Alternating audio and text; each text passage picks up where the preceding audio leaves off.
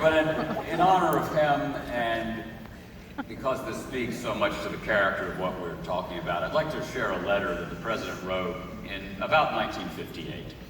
This was after President Bush, George and Barbara Bush, had lost a daughter, Robin, to leukemia. George W. had been born in 46, Robin, the daughter, had been born in 49, Jeb was born in 53, and when they brought Jeb home from the hospital, Robin was tiring easily, she was bruising. The first time the Bushes ever heard the word leukemia was in the pediatrician's office in Midland, Texas. And she survived for 6 or 7 months and then died over the Columbus Day weekend in 1953. This is a letter that the president wrote to his mother, Dorothy Walker Bush, after Neil and Marvin were born, but before Doro, their last child, was born in 1959. And I share it with you because it's unique. We share it with you because it's unique in presidential literature. And I think that if I could get to 5% of the character represented in this document, I'd be way ahead of the game. So this is the voice of George Herbert Walker Bush, writing about his lost daughter. There is about our house a need. The running, pulsating restlessness of the boys needs a counterpoint. We need some starched crisp frocks to go with all our torn-knee blue jeans and helmets. We need some soft blonde hair to offset those crew cuts.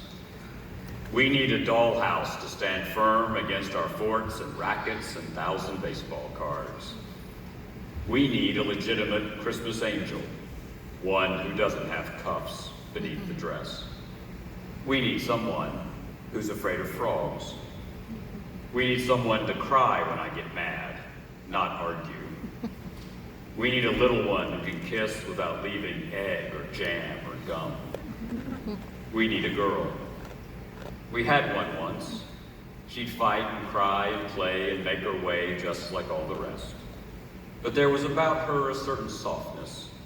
She was patient. Her hugs were just a little less wiggly. She'd stand beside our bed until I felt her there, silently and comfortable. She'd put those precious, fragrant locks against my chest and fall asleep. My daddy had a caress, a certain ownership, which touched a slightly different spot than the hi dad I love so much. But she is still with us.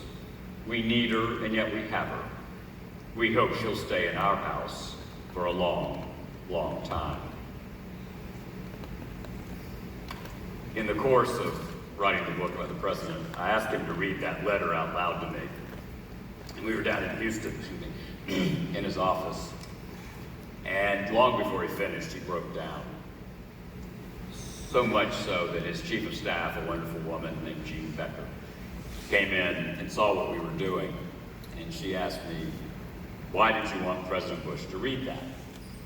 And I said, well, if you want to know someone's heart, and before I could finish, the president jumped in and said, you have to know what breaks it. That's the character of this country. Toward the end of his life,